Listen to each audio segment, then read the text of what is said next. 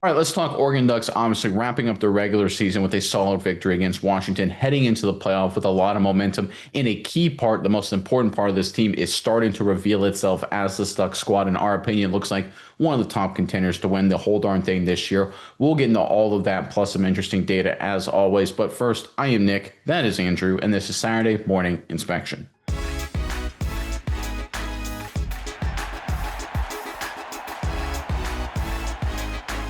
All right, this Oregon Ducks team, solid victory over Washington, handling business as they've done pretty much this entire season at this point. They've guaranteed their spot in the college football playoff, the seeding and the brackets, and everything that'll shake out over the coming days and weeks. That's all left to be decided. But we know this Ducks team, they're going to be in it, and they're a serious threat, of course, to win the national championship. They've got talent, they've got great playmakers, great coaching, great culture. They check a lot of boxes, and they're out for, of course, vengeance after the way last season ended for them in the college football playoff, losing to the eventual national champion, Ohio State Buckeyes. But lost in the sauce of the discussion around the Oregon Ducks and just college football playoff contenders is the most important part of playoff football.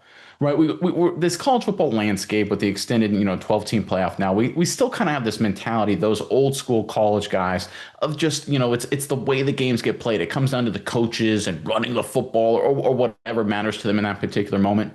But right now, the college football world has become very much like the NFL, the extended playoff, pretty much mirroring the NFL, 12 teams in college football, 14-team NFL playoff, for example. What matters in the NFL, and anyone who follows NFL football understands this, is quarterback play. First and foremost, that's the only thing that matters. The best quarterbacks win championships. There's a reason Tom Brady won championships, and so many of them. There's a reason Patrick Mahomes has won so many championships. There's a reason that even when a Mahomes or a Tom Brady doesn't win a championship, it is a Aaron Rodgers, it is a Drew Brees, it is a Peyton Manning, it is a Jalen Hurts, right? It is another star quarterback. That's the way it is in the modern NFL game, and that's the way it will be and continue to be in the modern college football game.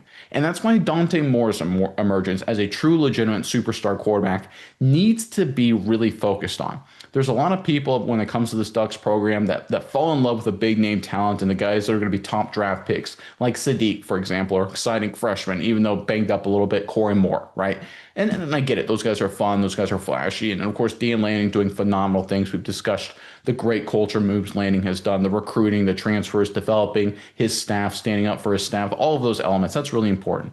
But now we're talking playoffs, and now we're talking championships. And just like the NFL game, quarterback play matters in college more than any other position. By far, it's not even close. And we saw it yesterday against a very good Washington team.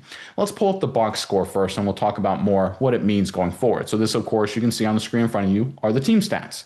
You can see first downs about even, third downs in Oregon's favor slightly. Fourth downs, 2 for 3 for Oregon, 1 for 2 for Washington. Total yards, though, there's a discrepancy of about 100. But there's that category in the middle there that I want to focus on, passing. And you can see the massive discrepancy. Now, I don't think Washington is a god-awful team throwing the football. I don't think they're elite, but they're fine. They're respectable. They're solid. But look at those numbers. You look at Oregon, 20 of 29 for 286. 9.9 yards per attempt, no interceptions thrown. How about Washington? 15 of 30 for $129, 4.3 yards per attempt, and 2 picks. When it comes to running the football, Washington totally was better than Oregon. That's the way it looked watching the game. The stats bear that out as well. Penalties about the same, right? Third downs were about the same. Fourth downs, roughly the same. What was the difference in the game for the Oregon Ducks? It was Dante Moore. It was their passing attack. In fact, let's go and look at Dante Moore's statistics right now, if you don't mind, Mice. Go ahead and put that on the screen in front of you. And you can see, just like we saw before, 20 of 29 for 286 and a score. If you look at the running game, it just isn't there. Noe Winnington, 17 for 47. That's not exactly great. I mean, you can see across the board, 42 carries for $106. And I know there's some sacks and stuff, mixed into the role there. But the reality is that's not good running the football at all. And if you look at the receiving, you'll notice it's not like, Sadiq had a monster game, 4 catches, 11 yards. Obviously Malik Benson did some good things and McClellan had a big play there as well. But the reality is it's not like they had a superstar, just all pro, all country, all American, all conference receiver just emerge and take over the entire game. This was Dante Moore being efficient, methodical, and controlling the game from start to finish like a star playoff quarterback. And that is the most important element for any team trying to make a championship run. The reality is when you're going on a week by week playoff basis, there's going to be a lot of volatility. You're going to be playing a good running team one week and a bad running team the next week. You're going to play a team that's really good at the secondary one week, and the next week a team that's really good at rushing the passer. You're going to play a team that has a really good special teams and a really bad special teams. You're going to play a team in a really good weather environment and a really bad weather environment, right? That's the way it works in playoff football. The one consistent element that has to be there for a team to win a championship is quarterback play. We saw it last year with Ohio State. Will Howard was a good, solid quarterback, obviously did good things for the Buckeyes, had a good career at Kansas State before going to Ohio State. He goes into the playoff and plays extremely well, manages the game well, controls the game, and the Ohio State Buckeyes, talented team, going to win the national championship. Dante Moore is doing that right now for Oregon. We've seen it in close games. We saw that against Iowa, for example. We've seen that this entire season. We saw that against USC, and we saw that against Washington. This is a Ducks team that's different than prior years. And I'm not trying to pick on Dylan Gabriel, I'm not trying to pick on Bo Nix. I think they were outstanding college quarterbacks who did phenomenal things for the Oregon Ducks. But this team is different because their quarterback is different. He manages the game better. He's much more efficient. He doesn't rely on the scheme or the strategy or superstar players. Again, Sadiq, 11 yards receiving. Nothing Corey Moore, right? Again, and I'm not picking on any of those guys and the injuries and things like that. It just happens. But you'll notice that they're not relying on, one superstar emerging to take over the entire game, one top 10 pick, one top 5 pick, throwing a little bubble screen, trying to just get little hitches out there and hope they get, hope they create magic. That's not what's happening with Oregon this year. They're running an efficient offense to the quarterback, forcing him to make big throws in tough situations, and he has delivered all season long. He is seasoned, he is battle tested. Good weather, bad weather, road, home, rivalry, in conference, out of conference, it doesn't matter. Dante Moore has stepped up. No, he hasn't been perfect. He's taken some lumps. He's had some bad throws. He's had some bad games. But the reality is he, along with the rest of this Oregon Ducks passing offense, is battle tested. They know what it takes. They have what it takes. And it begins and ends with the quarterback position as we turn our eye towards the playoff.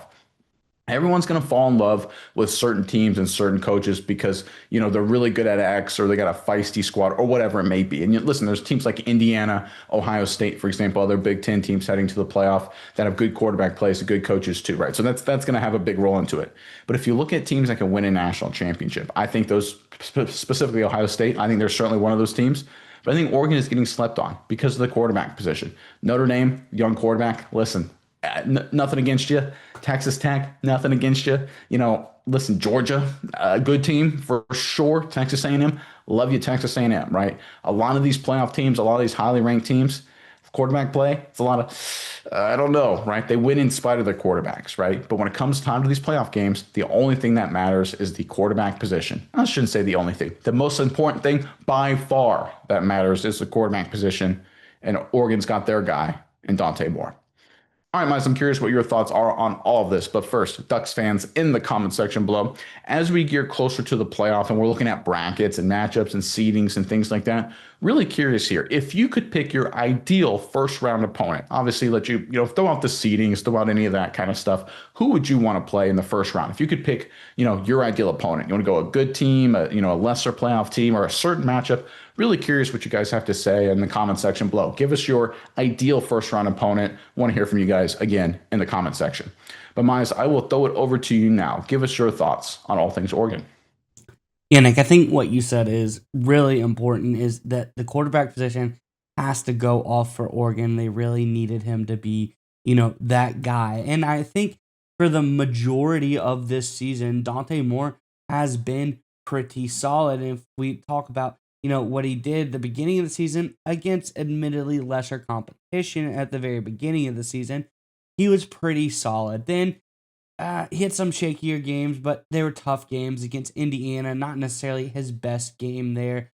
Great game against Rutgers. Okay game Wisconsin. Okay game against Iowa. But the last 3 weeks against pretty solid competition, Minnesota, USC, Washington, Dante Moore has finally turned it on and been uber consistent in his quarterback play. We have seen him do elite things week in and week out. And that's where it brings me to the graphic I want to discuss here. We see his PFF grades for the last 3 weeks in a row. The end of the season. When do you want to get hot? Right at the end of the season, right before college football playoff kicks off. And Dante Moore, as you can see here, 84.9 grade, 86.8 overall PFF grade, 85.9 overall PFF grade.